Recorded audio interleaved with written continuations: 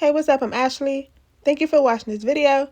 And today, we're going to be talking about From Season 2, Episode 9, and let's get started. The episode picks up from last week after we saw this man running outside, screaming and hollering, covered in blood. He brings Kenny and Boyd inside the house and shows them Paula laid out on the bed, big old wide hole in her torso, mouth is tore up, tongue snatched out. I don't know who this lady is to him, girlfriend, wife, mama, but she is toe up, and he had to witness it all. He told Boyd and Kenny that she was asleep and started repeating the same thing over and over again, which was, they touch, they break, they steal, no one here is free. Then he tells them that he heard a crack happen in her body, and then all of a sudden she started looking like a pretzel. Boyd is asking him, are you sure she was asleep when all this was happening? He said, yeah, I'm sure. Boyd is shook. He don't know what to do. You can tell he's thinking, what am I going to tell the people now? And he didn't have too much time to think quick, because once he left the house, there was people standing outside the house like, what happened up in there? Everybody just standing outside nosy. So Boyd tells Ethan to go home, and Kenny's mom took him home. She said, we can go make dinner. He tells Julie that something killed Paula, and now she's confused because she's like, it's not even dark outside. So he's like, we got something else to worry about now. So you and Kenny go door to door and let everybody know that they can't go to sleep. I'm going to go to Colony House, and Reggie's going to come with me. Reggie is that man who was running outside screaming and hollering. Kenny, of all people, says, well, what about Sarah? Look at him. He got a heart. But then Julie's like, but wait, my dad's at the RV. Your dad is an idiot. So now they have 30 minutes to tell everybody they can't go to sleep and to get inside. Then we get to Randall, and he still has Donna tied up to the tree. Jim is like, what are you doing? Randall is telling him that he thinks Donna is a part of this whole thing because he saw Donna and Boyd and everybody carrying out a monster's body. He's thinking it's some kind of faulty model, but Donna's like, no, it was a real monster. Boyd killed it. And he's like, BS. It's convenient for you to switch up your story now once I caught you and got you tied up to this tree, huh?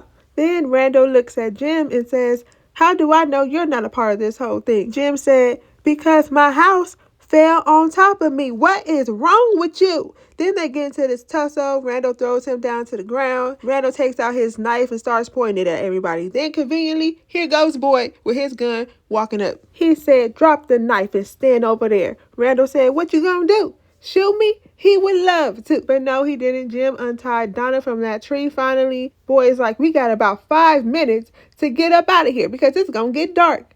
Now, who got the keys? Randall had the keys. Of course he did. He throws them in the woods. So what got me is that everybody acting like they couldn't run over there and find the keys. He couldn't have thrown them that far. But you know what? He would have got a beat down. Then we see Julie standing outside with her arms folded, waiting for her daddy to come home. But Tabitha's like, come on inside. Your daddy's going to be fine.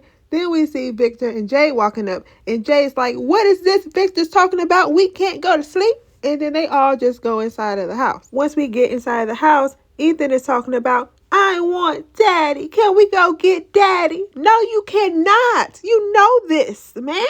You know you can't go outside and get your daddy. That whole family gets on my nerves. Then we see Kenny and Sarah at the sheriff's station, and Sarah is telling Kenny about her and Boyd's time out in the woods. She says the further they went out into the woods, it felt like this place was feeding on their pain, according to Boyd. But what if it does more than that? Because Nathan, her brother, was always terrified of cicadas and thought that they were monsters every time they went on their camping trip. She said, what if the people who die here fears become the forest? What if that really is Nathan's fear out there? And I'm thinking, girl, you may be on to something. Then we see the bugs fly over to the Colony House, and I'm thinking, uh-oh. Inside the Colony House, we see Reggie telling everybody what happened. He tells them that something broke her and that Boyd said they can't go to sleep. But at this point, they're all like, where's Donna? Where's Donna? We can't do anything without Donna. Fatima's like, let's just worry about not going to sleep. But bus driver lady is like, for how long? How long we can't go to sleep? Girl, nobody know that yet. Nobody know yet. Y'all just finding out that y'all can't go to sleep. They won't know for how long yet. We get to them in the RV, covering up the windows and hanging up the talisman. Since Randall wanted to throw the keys and everybody acted like they couldn't go over there and find them, Randall starts being a hothead again, coming at Jim like, why are you so calm? no wonder your whole family's a mess. Then they started getting into another tussle, and then Boyd went over there, broke it up. He was like, hey, hey, hey, hey, what's going on over here? He's like, whatever's going on in that rock hard head of yours is going to get you killed, or even worse, all of us killed. So he handcuffed him and told him to sit down. Sit down.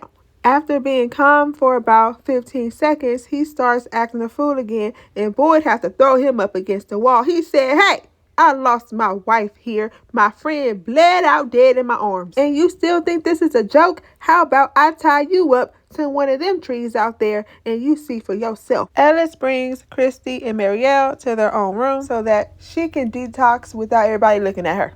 They have these belts tied up to the bed, and Marielle's like, what is this? Some freaky sex room? And Ellis is like, nah, sometimes people have a rough time when it's their first night here, so that's why they're on here. So he removes them. Christy and Ellis leaves her in the room by herself while they go downstairs and get supplies. Ellis is telling Christy that he's worried about the baby being asleep, but Christy's like, don't even worry about that. The baby is only no more than 7 weeks old, so we don't have to worry about the baby being asleep. He said that he's worried that the baby is going to come out with fangs and claws, since they are stuck in this place. But Christy tells him if there's any consolation, pregnancy is weird no matter where you are. And I'm thinking, no matter where you are, it's not going to be this weird. So what are you talking about? She tells him it's like the magic ball of fire. Something she learned in med school. Something about how the earth is floating in space around a giant ball of fire. She says it's something we don't understand, but never think anything of it since it's always happening, just like pregnancy. I'm confused, and Ellis is too. We get back to the house where Jade and Tabitha are trying to figure out these drawings, and Jade finds out that Victor had a sister. He's like, how could you forget something like that? He notices that there's a drawing of Civil War soldiers, the same ones that he saw. Then Tabitha lets him know that these drawings came from the stories that Victor's mom used to tell. Jade wants to know, why is he having visions that a dead woman had 40 years ago? He just don't understand. Then Tabitha points out the drawing of the lighthouse. She tells him that Victor said that his mother wanted to save the children that was locked up in the tower, and that was the only way to get everyone home. And ever since she got here, she's been having dreams of herself walking up the stairs in a tower just like this. She says all this time she thought that the children were trying to scare her, but what if they were just asking for help this whole time? We get to the other room where Ethan's little stupid self is looking out the window, and he know good and well he should be looking out the window. They said, hey, Ethan, get over here. Kenny's mom brings out this game. She said it's called Feel Better, since no one can go to sleep. But Ethan is over there saying, is Dad gonna die? Are we gonna die? When Victor was young, everyone died all at the same time. But Victor's telling him, don't worry, it won't happen like that again. Ethan said, how do you know? Julie tells him, remember what the Cromanaco did when she got scared? Ethan said, I don't care about no stupid story. It's not real. Victor tells him that his mom used to say everything was a story and we decide how it ends. Ethan looked at him and said, what about her story? Did it end the way she wanted? Ooh, my mama would have snatched me up. He got up and walked away after he dropped that bomb. Julie said, I'm sorry. No, no, no, no, no. Come here, Ethan. Come back here. We get back to the RV where Boyd is explaining to them about this monster bile and why he's putting the monster bile on the bullets. He's thinking it's going to work when I already know it's not. At this point, the monsters are walking up and Donna suggests that Randall go outside and test out the bullets. Boyd hands Randall the gun, and Randall looks at him, puts his arms in the air like, you handcuffed me, remember? So Boyd uncuffs him. Randall takes the gun, and at the same time, more and more monsters are surrounding the RV. And I'm like, dang, is this all the monsters that are in town? This look like all the monsters right here. They're not messing with nobody else. Then Donna says something's wrong. The monsters stopped. They don't usually do that. And then that's when we start hearing the music from the music box playing in the RV. The music box isn't there. It's just playing on the radio. The broken radio at that. Don't let them supposed to be playing from there. I like how Boyd looks at his arm to see if those worms are back there, since every time he heard this music from the music box, then worms would show up. But nah, he got rid of them. We get back to the colony house where Marielle is acting a fool. She's throwing everything everywhere. She's trying to take all the boards off the windows. She's telling Christy that something is in the room with her. Christy's like, ain't nothing in this room with us. Marielle starts yelling at Christy, telling her that this is all her fault since she wanted to disappear. She was looking for her, so this drove her back to using drugs. So she's trying to blame all this on Christy. Christy eventually calms her down, and when she does, Marielle tells her to go ahead and tie me up. I need it. Put them straps back on the bed. We get back to Kenny and Sarah, where she's trying to apologize to him, but Kenny don't want to hear none of that. He said, you should have won the box. Sarah started bringing up his mom and dad. Kenny got up, he threw the chair down, he said, don't talk about my dad. Sarah goes on about how she lost things too. She doesn't want to be his monster anymore, and she wants all of this to end. He said, okay, you want out? Boyd keeps a gun in the top left drawer and leaves her standing there. We get back to the Connie house where Reggie is having a panic attack or something. He's ringing the bell saying, wake up, don't go to sleep, we're all gonna die. The talisman won't save us. Fatima runs up to him and she's like, you're gonna scare everybody. He said, good. Everybody should be scared. He throws Ellis down when Ellis is already injured, and this reminds me, where's that bald-headed man that stabbed Ellis? Did anyone tell him not to go to sleep, or is this going to be how he dies? But Elgin takes Reggie upstairs because he is acting a fool. We're back again at the RV, and now something is trying to come inside of the RV from the bottom. Jim is like, it's not even enough room at the bottom for anything to come up in here from the bottom. So Randall's like, F this. He breaks a window and runs up out of there. So Boyd breaks a window too, so everybody can run out. So when Jim and Donna are running outside, Boyd is about to be right behind him, but his dead wife shows up talking about, come back to me. No, selfish, it's no time for that. So Boyd finally snaps out of it when he hears Donna calling for him. So as he's leaving the RV, he starts shooting the monsters, and he's seeing quickly that his idea isn't working, those bullets not working. So now this means that he has to hurry up and run to the car. So now Donna, Boyd, and Jim are now in the car, and I guess Jim hotwired the car. So was he some kind of a criminal before he got stuck in this town? So since them three are in the car getting away, Randall is outside by himself, running and not knowing where he's running to. Then all of a sudden, them insects start swarming him. They're all up in his body, all in his mouth, and now he is laid out, covered up in them insects. We get back to the sheriff's station where Sarah has the gun laid out on the desk. Kenny walks in and he says, put that away. After he just told her to end herself with it, he said, put that away.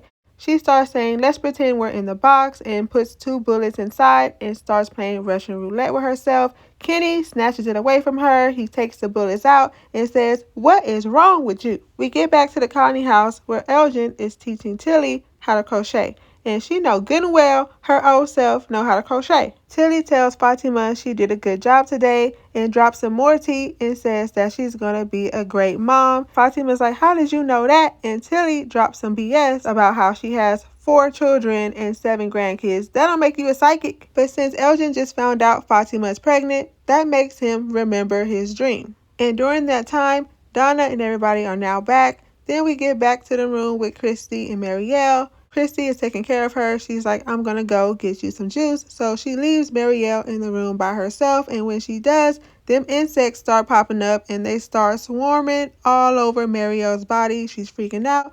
Christy comes back inside the room and she don't see nothing. We get back downstairs real quick where everybody wants to know what's going on. They're talking all at once, and Jim is acting a fool trying to go out the door, talking about, I gotta get home to my family. And that's where his kids gets it from, trying to go outside knowing they can't go outside. So while all this is going on, Marielle is still screaming and yelling. Christy yells downstairs. She's like, I need some help in here. So Boyd goes upstairs to see what's wrong, and he doesn't see anything either. So he's trying to calm Christy down and let her know that Marielle needs a doctor right now, but Christy's saying there's nothing medically I can do for her. So there go Donna walking in there too, because you know she gotta see what's going on, but she ain't no help. She's just looking at Marielle too.